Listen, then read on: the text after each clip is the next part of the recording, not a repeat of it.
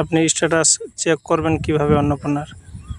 Social registry www.gov.in ওয়েবসাইটে যাবেন, গিয়ে অ্যাক্সেস সিটিজেন্স পোর্টাল ক্লিক করে আপনার জেলা সিলেক্ট করুন। আবেদন করার সময় যে মোবাইল নম্বর দিয়েছিলেন সেই মোবাইল নম্বরটা দিতে হবে। ওটিপি দিয়ে লগ ইন করে সেখানে দেখতে পাবেন আন্ডার ভেরিফিকেশন, রিজেকশন বা অ্যাপ্রুভাল আছে।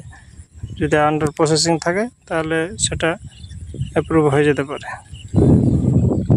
সঠিক আবেদনকারীকে শনাক্ত করার জন্যই মাননীয় মুখ্যমন্ত্রী এই পদ্ধতি অবলম্বন করেছেন। ইনকোয়ারির পরে সমস্যা নেই, সবাই টাকা পাবেন।